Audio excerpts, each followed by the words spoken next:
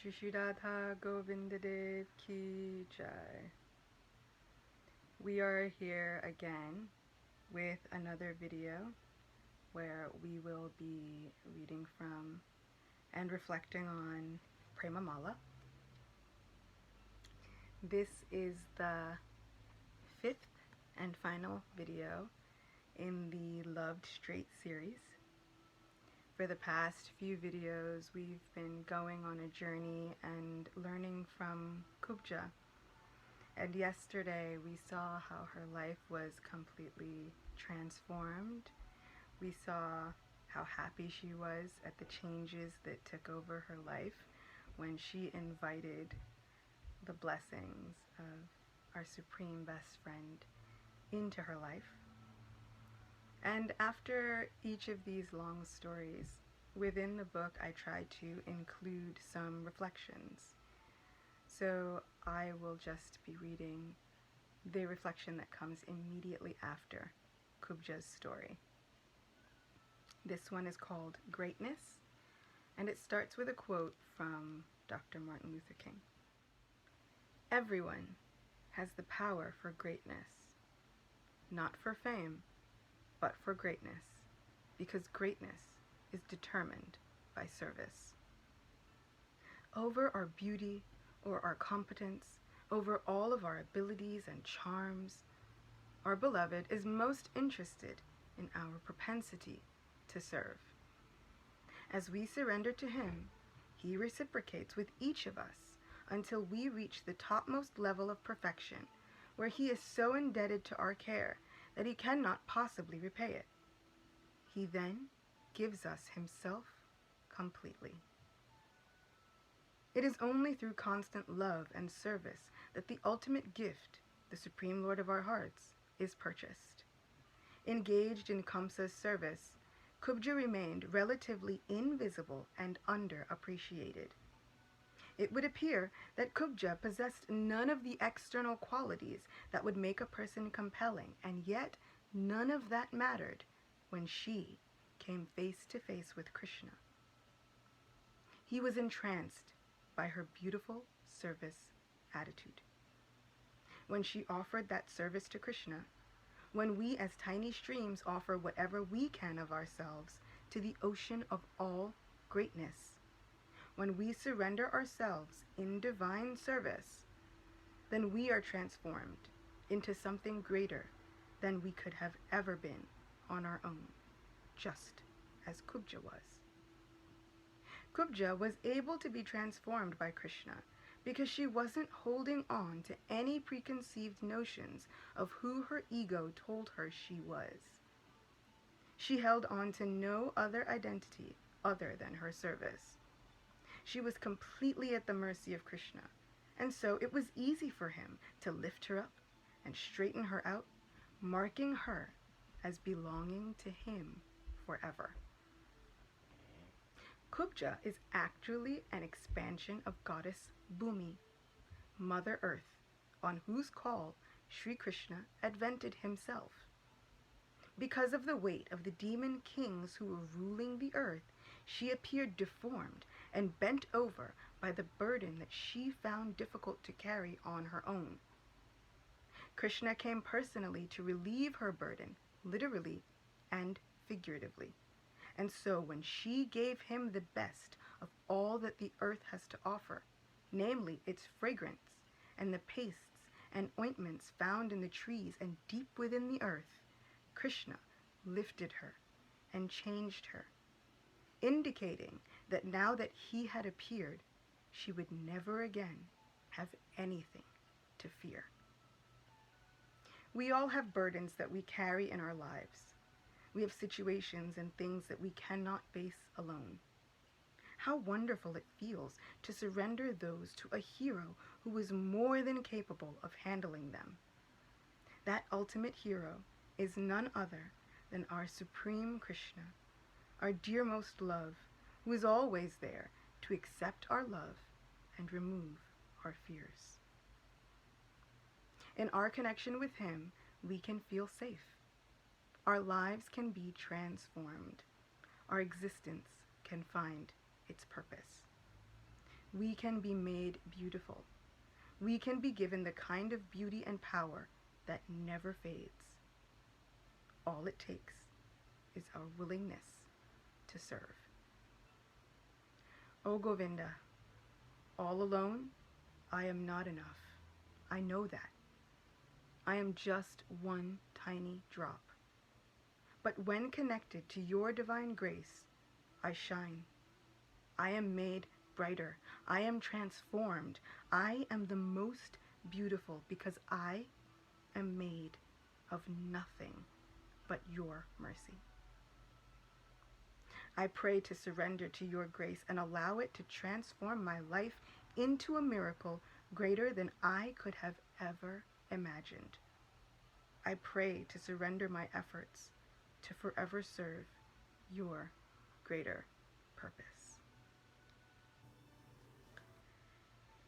There are circumstances and traumas that knock us around. The outside world will push its way in, and sometimes life does a number on us.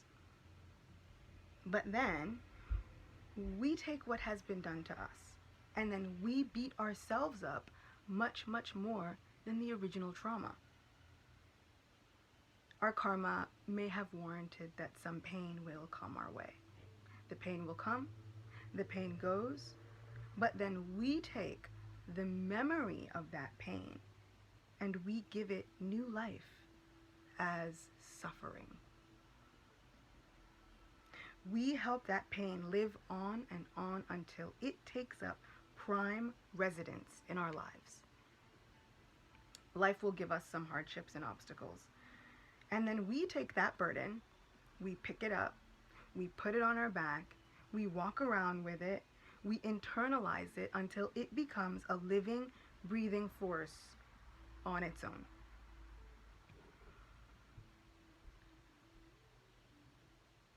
Our suffering becomes something so strong and so incredible that it begins to deform who we should have been.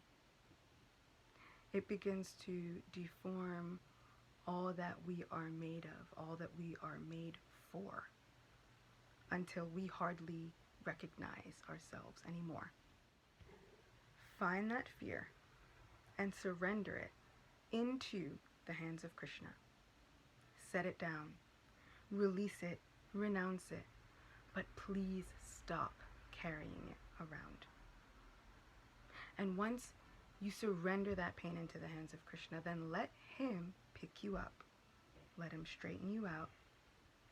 Square your shoulders, hold your head high, and know that your inner beauty can never be and has never been changed by your outward circumstances. I posed a question in the last video. What happens when we look into the eyes of the one who knows us the most and we lay out all of the things that make us ashamed and all of the things that make us fearful and ridden with anxiety, all of those things that we'd like to hide? And in response to seeing all of those things, what happens when we are met with love and acceptance and liberation? So I posed that question, and we had some reflections from some viewers. One viewer, who was actually my brother, shared the viewpoint that when we are fortunate enough to look into the eyes of the one who knows us best, we may be brave enough to see ourselves as he sees us. And this speaks back to the point that I was making, that our innate beauty can never be changed by our karma, by the pain that we've faced, or by any of the circumstances that come upon us. Krishna will never see that. It just doesn't matter to him. What he does see is the person that he loves, the person that he has always loved unconditionally, and the person that he will continue to love unconditionally. Wouldn't it be wonderful if we could extend some of that same kindness and compassion and love and acceptance to ourselves? Another viewer shared the viewpoint that when we are fortunate enough to look into the eyes of the one who knows us best, we find that in the next moment, the weight of our fears, insecurities, doubts, pain, etc., are being carried by them from then on. The burden is ours no more by their grace, and trust builds on.